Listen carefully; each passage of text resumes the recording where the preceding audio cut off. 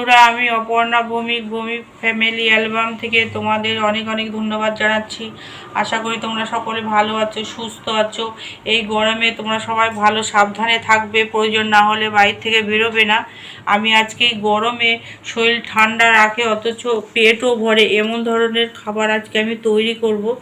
এই দেখো, আমি এখানে মিষ্টি কুমড়োর শাক নিয়েছি। এই দেখো, এখানে শাক আছে, আর এখানে এই যে ডাঁটিগুলো হয় এগুলো আমি কেটে নিয়েছি।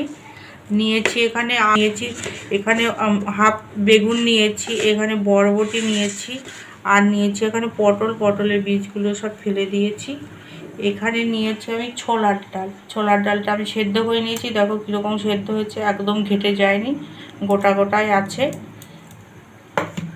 আর এখানে নিয়েছি আমি দেবো কাঁচা আম, একটু টক যদি হয়। আমি এখানে টমেটো দিচ্ছি না, অনেকে আম যদি ঘরে না থাকে তাহলে টমেটোও তোমরা ব্যবহার করতে পারো। তা আমি এখানে কাঁচা আম নিয়েছি, যেহেতু এখন আমের সিজন তাই আমটাই বেশি ভালো লাগবে।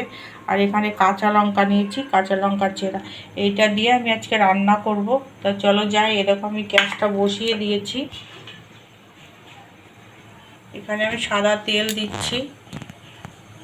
যেহেতু আমার সবজিগুলো একটু বেশি আছে তাই সবজিগুলো আমার ভাজতে একটু তেল লাগবে। বেশি মশলা দেবো না, সামান্য একটু এখানে আদা বাটা আমি ব্যবহার করব। একটুখানি পাঁচ ফোড়ন, আমি বরবটিটা দিয়ে দিচ্ছি। আমি পটল সব সবজিগুলো দিয়ে দেবো, ডাঁটাগুলো একটু পরে দেবো। একটু ভাজা ভাজা হলে তারপর ডাঁটাটা দেবো।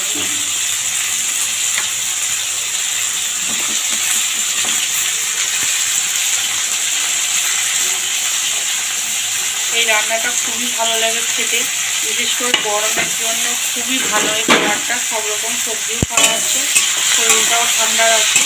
এই রান্নাটা আমার মার কাছে শেখা। এখন আমার মা আর বেঁচে নেই, কিন্তু মার এই রান্নাটাকে আমি ধরে রেখেছি। মার এই রান্নার মাধ্যমে আমার মার স্মৃতিটা আমি মনে রাখি।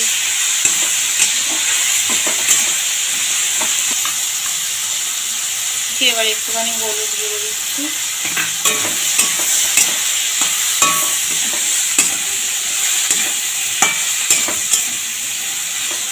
সামান্য একটু ভাজা ভাজা করে নেব।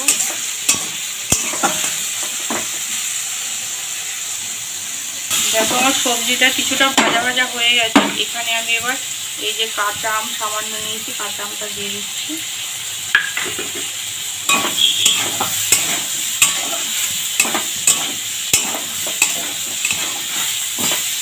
এই কাঁচা আমটা দিয়াতে তরকারির স্বাদটা একদম অন্যরকম হয়ে যাবে। সামান্য একটু টক লাগবে, যেহেতু আমি নিরামিষ তরকারি করছি। টক মিষ্টি মিষ্টি ঝাল ঝাল দারুণ খেতে লাগবে। আমার এই রেসিপিটা যদি তোমাদের ভালো লেগে থাকে তাহলে তোমরা অবশ্যই বাড়িতে তৈরি করে দেখো। এবার আমি এই শাক, মিষ্টি কুমড়ো যে শাকের যে ডাঁটাগুলো এগুলো দিয়ে দিচ্ছি।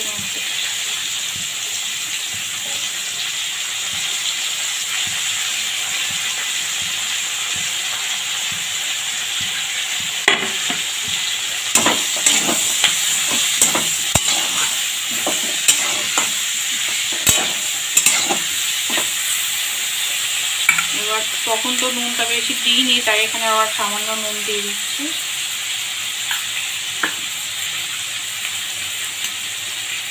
হলুদ গুঁড়ো,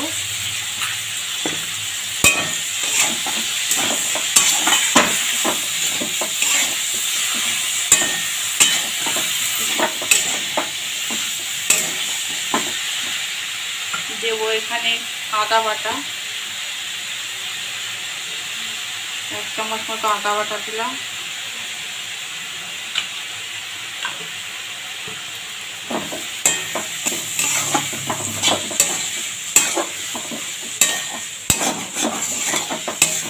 এখানে মশলা শুধু আদাই দিচ্ছি, কারণ আদার একটা গন্ধ, এই গন্ধটা এই সবজিটা খুবই ভালো লাগে খেতে। তোমরা চাইলে জিরের গুঁড়ো ব্যবহার করতে পারো। আর দেবো এখানে আমি 2টো তেজপাতা। তেজপাতা 2টো দিয়ে দিয়েছি।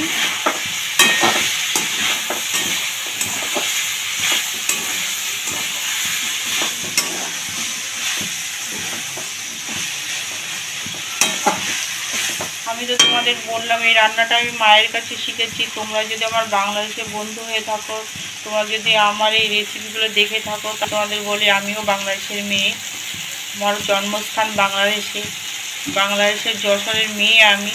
তা আমার বাংলাদেশে এখন সবাই আছে, আমিই নেই, আমি এখন এই দেশে বসবাস করছি। তা কখনো যদি সেরকম সুযোগ সুবিধা হয় তাহলে তোমাদের বলবো কোথায় আমার বাড়ি ছিল, ওখানে আমার কে কে আছে। যেহেতু এটা মায়ের রান্না করছি তাই মনে পড়ে গেলো আমার দেশের কথা। আমার দেশের জন্য খুবই আমার টান এখনও, কারণ আমার জন্মস্থান আমি কিছুতেই ভুলতে পারি না।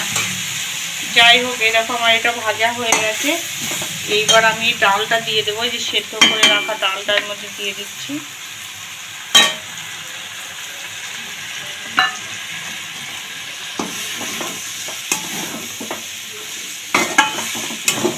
লঙ্কার চেরাটা দিয়ে দিলাম এর মধ্যে।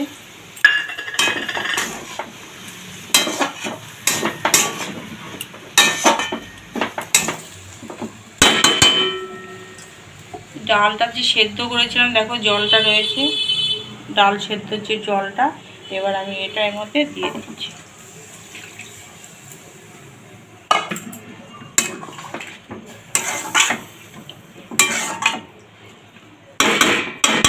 এবার এইভাবে আমি গ্যাসটাকে মিডিয়ামে দিয়ে আমি ঢাকা দিয়ে দেবো সবজিগুলো সেদ্ধ হওয়ার জন্য।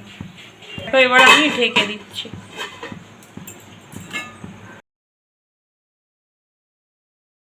ঢাকনাটা নামাচ্ছি, দেখি কিরকম হয়েছে।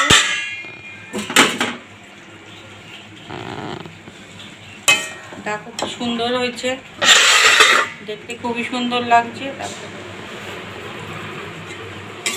আরে তোমাদের বলেছি আমার রান্নাঘরটা খুব একটা আলো আসে না, যার জন্য কালারগুলো ঠিক মতো দেখা যায় না। তো এই রান্নাটা একটু মানে খুব একটা ডাল যেরকম হয় ওরকম হবে না, একটু শুকনো শুকনো টাইপের হবে। এবার আমি এর মধ্যে চিনি দেবো, এটা তো নিরামিষ রান্না হচ্ছে। চিনিটা যার যার স্বাদ মতো দেবে, যারা চিনি ভালোবাসে না না দিলেও হবে। আমরা নিরামিষ তরকারির মধ্যে একটু চিনি ভালোবাসি, একটু মিষ্টি দিতে ভালোবাসি, তাই একটুখানি দিলাম। এবার আর সামান্য একটু সময় ঢাকা দিয়ে রেখে দেবো, তারপরে নামিয়ে নেব।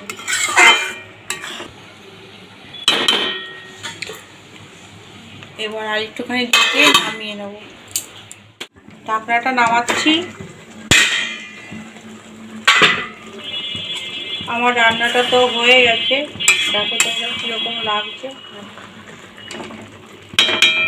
এবার আমি এখানে একটু সামান্য একটুখানি ঘি দেবো, নাও দেওয়া যায়। এই ঘিটা দিলে যেহেতু ছোলা ডালের চেয়ে একটু ভালো, একটু টেস্টটা বেশি হয়, গন্ধটা খুব সুন্দর হয়, সেই জন্য। তাই এবার আমি নামিয়ে নেব। ডালটা নামিয়ে ফেলেছি, আমার তো রান্নাটা রেডি হয়ে গেছে। এখন আমরা খাওয়া দাওয়া করব। তোমাদের যদি আমার এই রেসিপি ভালো লেগে থাকে তা তোমরা বাড়িতে তৈরি করো, তোমরা তোমার বন্ধুদের সাথে শেয়ার করো। যদি নতুন বন্ধু হয়ে থাকো তোমরা, তাহলে আমার এই চ্যানেলটিকে লাইক করো, সাবস্ক্রাইব করে দিও। তোমরা সবাই ভালো থেকো, সুস্থ থাকো। এত গরম তাই আমি এটা খেয়ে দেখাতে পারছি না। তোমরা যদি বাড়িতে তৈরি করো, তাহলে বুঝতে পারো কত টেস্টি খাবারটা।